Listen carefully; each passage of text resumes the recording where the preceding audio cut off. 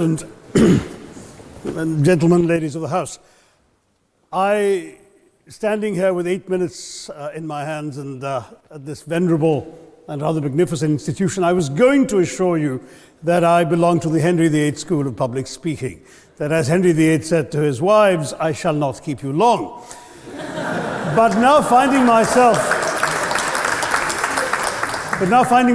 the seventh speaker out of 8 in what must already seem a rather long evening to you, I rather feel like Henry VIII's last wife. I more or less know what's expected of me, but I'm not sure how to do it any differently.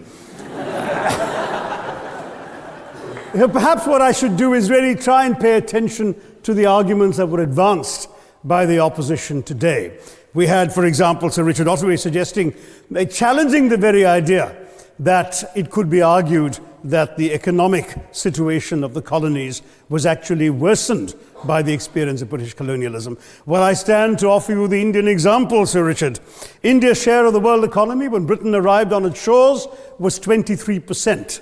By the time the British left, it was down to below 4%. Why? Simply because India had been governed for the benefit of Britain. Britain's rise for 200 years was financed by its depredations in India. In fact, Britain's industrial revolution was actually premised upon the deindustrialization of India. The handloom weavers, for example, famed across the world, whose products were exported around the world, Britain came right in. There were actually these weavers making fine muslin, light as woven air, it was said.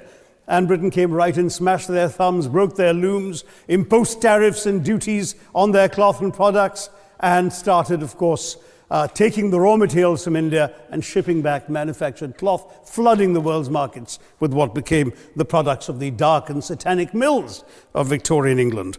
That meant that the weavers in India became beggars, and India went from being a world-famous exporter of finished cloth into an importer, went from having 27% of world trade to less than 2%. Meanwhile, colonialists like Robert Clive bought their rotten boroughs in England on the proceeds of their loot in India, while taking the Hindi word loot into their dictionaries as well as their habits.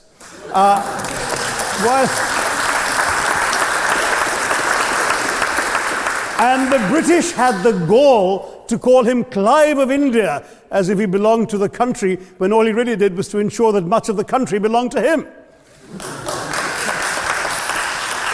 By the end of the 19th century, the fact is that India was already Britain's biggest cash cow, the world's biggest purchaser of British goods and exports, and the source of highly paid employment for British civil servants. We literally paid for our own oppression. And as has been pointed out, the wealthy Victorian British families that made their money out of the slave economy. 1/5 of the elites of the wealthy class in Britain in the 19th century owed their money to transporting 3 million Africans across the waters. And in fact, in 1833, when slavery was abolished, what happened was that a compensation of £20 million was paid, not as reparations to those who had lost their lives or who had suffered or been oppressed by slavery, but to those who had lost their property. I was struck by the fact that your Wi-Fi password at this union commemorates the name of Mr. Gladstone, the great liberal hero. Well, I'm sorry, his family was one of those who benefited from this compensation.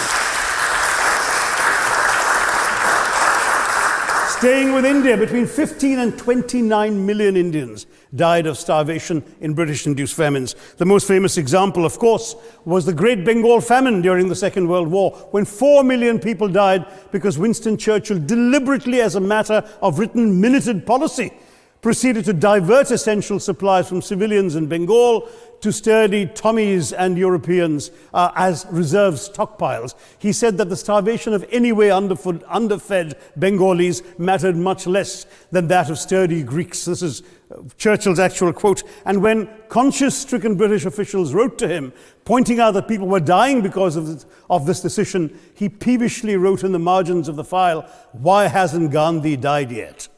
So all notions that the British were trying to do their colonial enterprise out of enlightened despotism to try and bring the benefits of colonialism and civilization to the benighted heathen. I'm sorry, Churchill's conduct in 43 is simply one example of many that gave a lie to this myth. As others have said on the proposition, Violence and racism were the reality of the colonial experience. And no wonder that the sun never set on the British Empire, because even God couldn't trust the English in the dark. Let me take World War I as a very concrete example, since the first speaker, Mr. Lee, suggested these things couldn't be quantified. Well, let me quantify World War I for you. Again, I'm sorry, from an Indian perspective, others have spoken of other countries. 1/6 of all the British forces that fought in the war were Indian. 54,000 Indians actually lost their lives in that war. 65,000 were wounded. Another 4,000 remained missing or in prison. Indian taxpayers had to cough up £100 million in that time's money. India supplied 70 million rounds of ammunition, 600,000 rifles and machine guns, 42 million garments were stitched and sent out of India, and 1.3 million Indian personnel served in this war. I know all this because, of course, the commemoration of the centenary has just taken place. But not just that, India had to supply 173,000 animals, 370 million tons of supplies, and in the end, the total value of everything that was taken out of India, India, by the way, suffering from recession at that time and poverty and hunger, was, in today's money, £8 billion. You want quantification? It's available. Second World War, it was even worse, 2.5 million Indians in uniform. I won't belabor the point, but of Britain's total war debt of £3 billion, in 1945 money, 1.25 billion was owed to India and never actually paid. Somebody mentioned Scotland. Well, the fact is that colonialism actually cemented your union with Scotland. You know, the Scots had actually tried to send colonies out before 1707. They'd all failed, I'm sorry to say. But then, of course, came union, and India was available, and there you had a disproportionate employment of Scots. I'm sorry, Mr. Mackenzie has to speak after me. Engaged in this colonial enterprise as soldiers, as merchants, as agents, as employees, and the earnings from India is what brought prosperity to Scotland, even pulled Scotland out of poverty. Now that India is no longer there, no wonder the bonds are loosening. Now, we've heard other arguments on this side. There's been a mention of the railways. Well, let me tell you, first of all, as my colleague, the Jamaican High Commissioner, has pointed out, railways and roads were really built to serve British interests and not those of the local people. But I might add that many countries have built railways and roads without having had to be colonized in order to do so.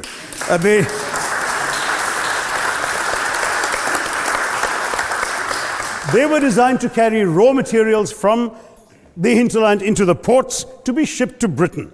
And the fact is that the Indian or Jamaican or other colonial public, their needs were incidental. Transportation, there was no attempt made to match supply to demand for mass transport, none whatsoever. Instead, in fact, the Indian railways were built with massive incentives offered by Britain to British investors, guaranteed out of Indian taxes paid by Indians, with the result that you actually had 1 mile of Indian railway costing twice what it cost to build the same mile in Canada or Australia, because there was so much money being paid in extravagant returns. Britain made all the profits, controlled the technology, supplied all the equipment, and absolutely all these benefits came as private enterprise, British private enterprise, at public risk, Indian public risk. That was the railways as an accomplishment. We're hearing about aid. I think it was again Sir Richard Otterway who mentioned British aid to India. Well, let me just point out that British aid to India is about 0.4% of India's GDP.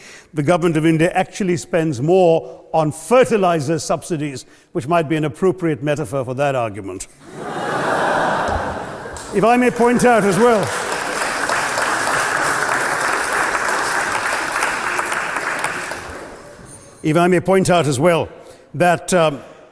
that as my fellow speakers from the proposition have pointed out, there have been incidents of racial violence, of loot, of massacres, of bloodshed, of transportation, in India's case, even of one of our last Mughal emperor. Yes, maybe today's Britons are not responsible for some of these depredations, but the same speakers have pointed with pride to their foreign aid. You're not responsible for the people starving in Somalia, but you give them aid. Surely the principle of reparations for the wrongs that have been done cannot be denied. It's been pointed out, for example, the dehumanization of Africans in the Caribbean, the massive psychological damage that has been done, the undermining of social traditions, of property rights, of the authority structures of these societies, all in the interests of British colonialism. And the fact remains that many of today's problems in these countries, including the persistence, in some cases the creation of racial and ethnic and religious tensions, were the direct result of the colonial experience. So there is a moral debt that needs to be paid. Someone challenged reparations elsewhere. Well, I'm sorry, Germany doesn't just give reparations to Israel.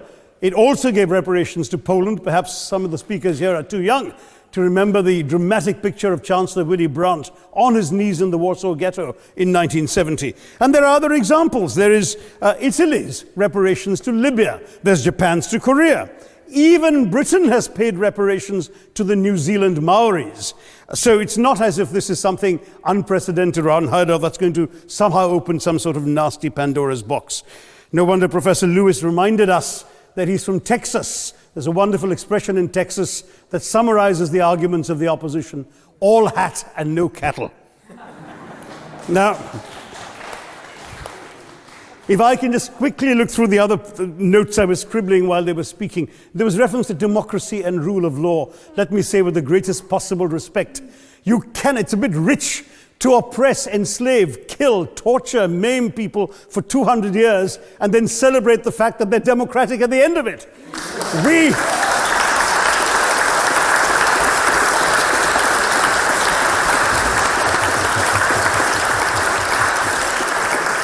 We were denied democracy, sir. We had to snatch it, seize it from you.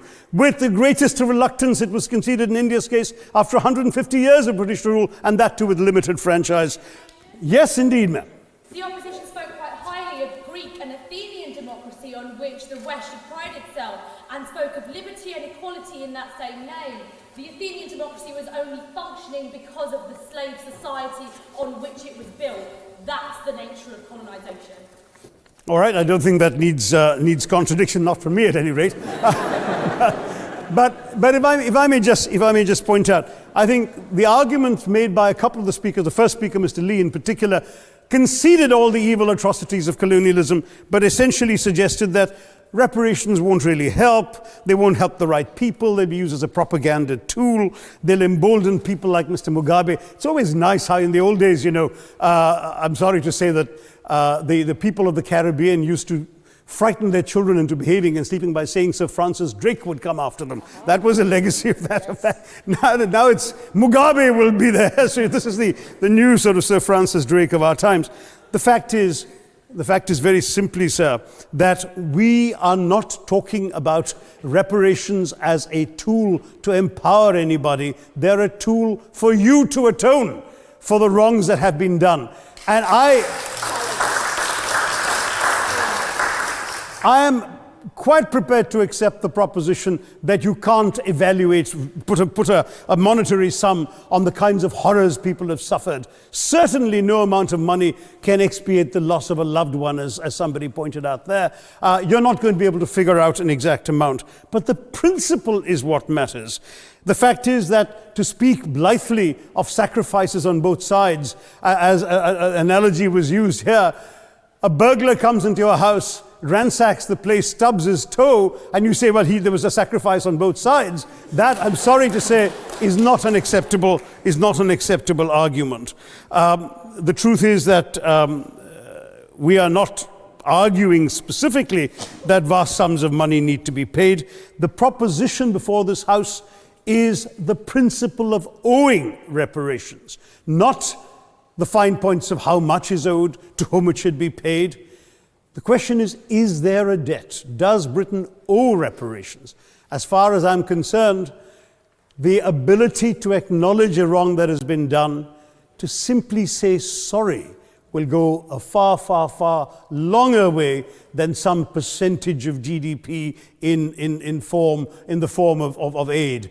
What is required, it seems to me, is accepting the principle that reparations are owed. Personally, I'd be quite happy if it was £1 a year for the next 200 years after the last 200 years of Britain and India. Thank you very much, Madam President.